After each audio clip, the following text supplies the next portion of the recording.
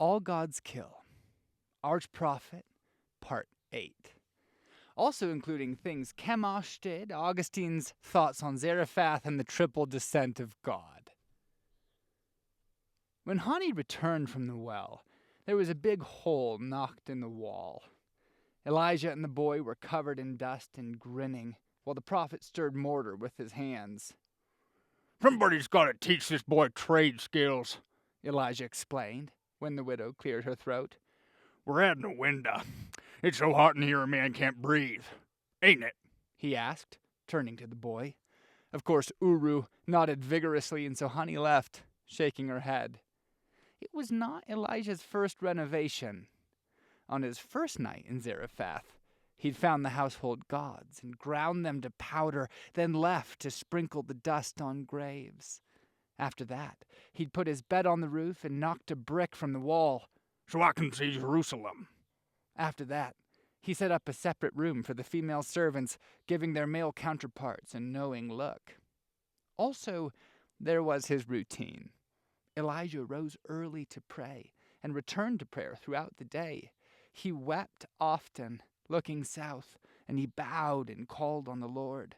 When he heard the horns blaring from Baal's temple, his face turned red, and he growled. Elijah was not an inconspicuous guest, but on the whole he was wonderful company.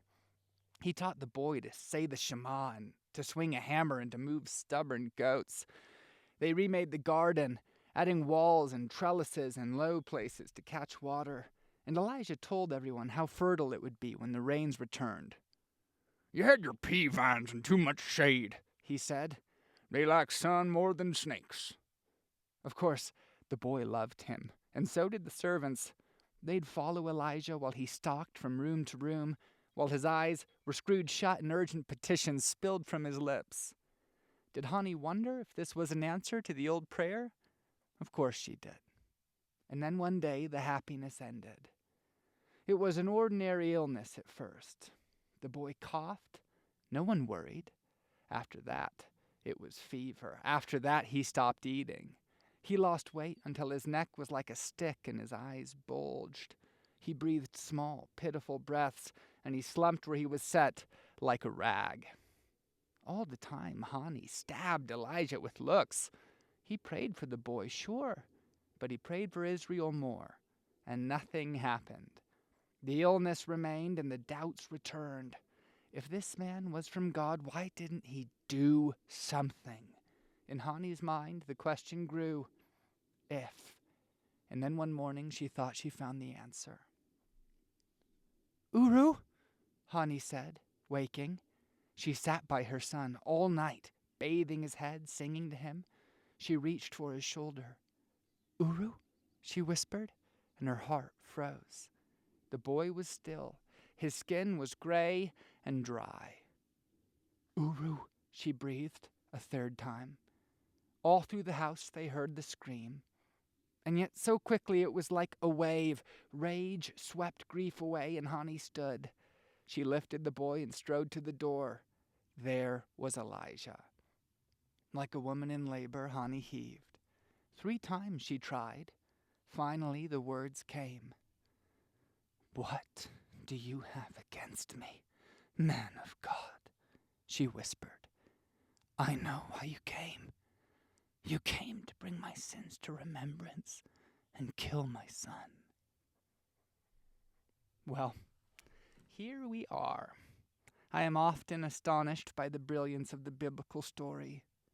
When Elijah appears, the Bible doesn't say he's a prophet. We see that he is. He chats with God after all, but the narrator doesn't weigh in. And the supporting characters don't either. That's unusual. Most of the time when a prophet appears, the narrator makes it clear. In 1 Kings 20, a story begins this way. "And behold, a prophet came to Ahab, king of Israel." Verse 13. No ambiguity there. Likewise, later in 1 Kings 20, a story starts like this. "A certain man of the sons of the prophets said to his fellow at the command of Yahweh." Verse 35. That's direct, wouldn't you say? But the narrator doesn't do that with the major characters, at least not in the beginning. Note, The groundbreaking Old Testament scholar Baruch Halpern observed that when it comes to installing a king in the prophetic histories, there's a three-part formula: designation, demonstration, confirmation. That's important. In David's case, he's designated by Samuel. He demonstrates his kingship not by slaying Goliath, but by sparing Saul. Eventually, he's confirmed. Saul's case is extremely interesting because the whole process repeats itself. After being designated, 1 Samuel 9, 1-10, 13, he fails to demonstrate his kingship by dealing with the Philistines at Gibeah, and the process stalls. Eventually, there's a second designation in 1 Samuel 10, 17-27, a second demonstration, 1 Samuel 11, 1-13, and a partial confirmation.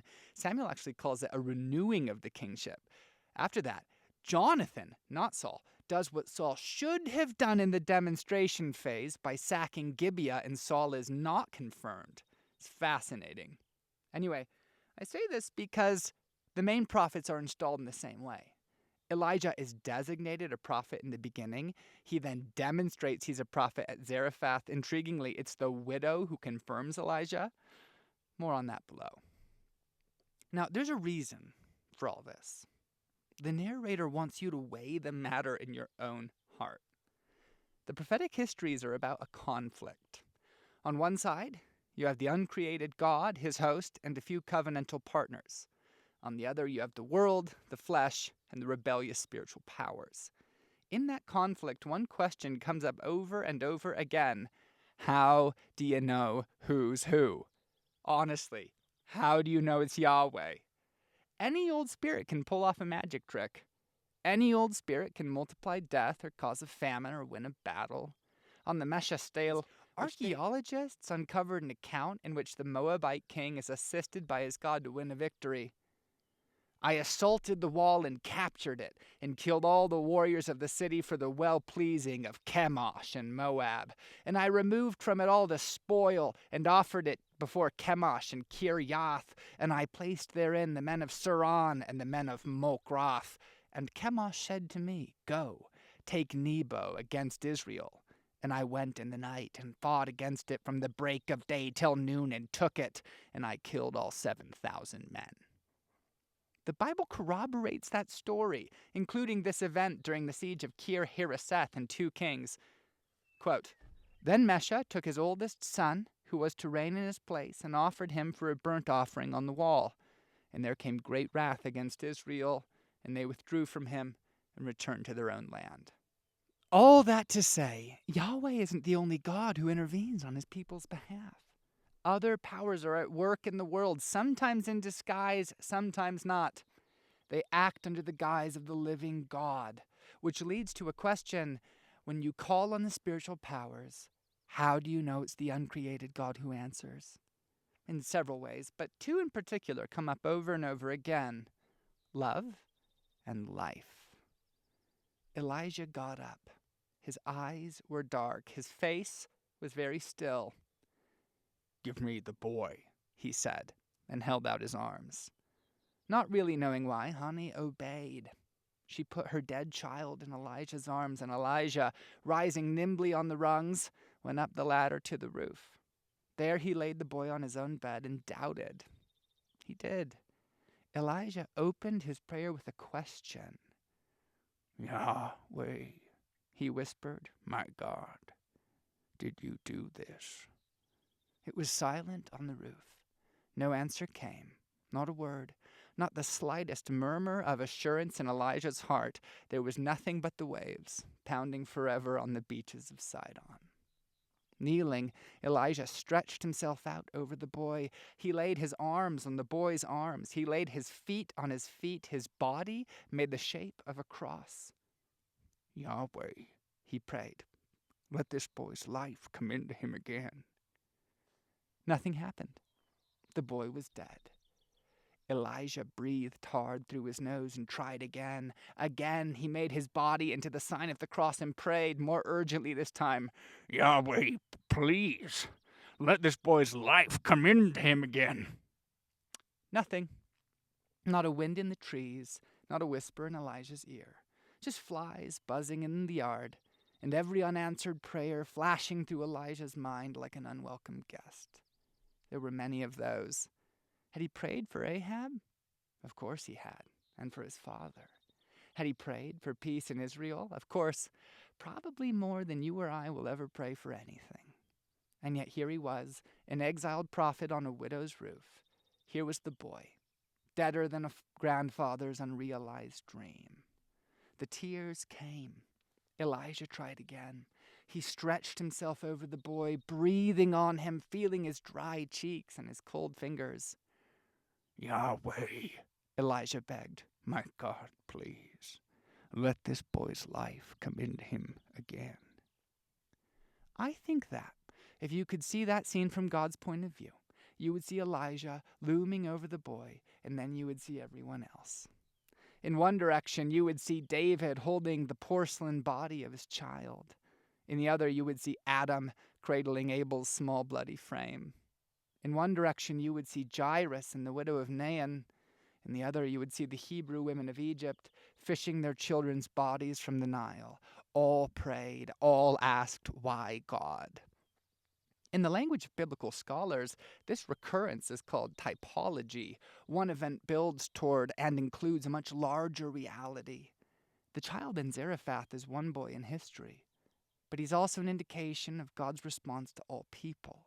In Kings, at the climax of the prophetic history, you get a miracle arriving among the nations for the nations. Because when Elijah prayed that third time, the boy's fingers suddenly twitched. Elijah leaped up. Like a bit of charcoal thrown back in the fire, the boy's skin flushed red. The wind stirred, and suddenly he took a huge, gasping breath. Elijah was so shocked, so absolutely flabbergasted, he didn't help the boy to his feet. He scooped him up and rushed downstairs like someone showing off a birthday present. Look, He called while he was still on the ladder. see, From where she sat weeping, Hanny looked and gasped. he's alive! Elijah shouted and held the boy up, blinking to prove it. Hani sprang to her feet. She wept, but she got to her son faster than quick, squeezing him like he might disappear. Of course he did not. And then she gave Elijah's confirmation. Now I know that you are a prophet, said the widow of Zarephath, and the word in your mouth is truth. Do you see that? Life. Life is God's distinguishing power, and love is God's singular motivation. It would be funny if it weren't so familiar that the widow tells Elijah, "You're here to kill my son," because the exact opposite is true. Elijah is there to save her son. God is not in this fight to kill. He's in it to save. Augustine saw that and preached on it. The widow prefigured the church, he said. Her son was a type of the Gentiles. At the prayer of Elijah, the widow's son was revived. At the coming of Christ, the church's son, or the Christian people, were brought back from the prison of death. Ephraim the Syrian saw that also and wrote on it. And here you can see a symbol of the triple descent of the Son of God to the dead. The first symbol consists here in the fact that he was made flesh and included his infinite nature into the womb of the Virgin.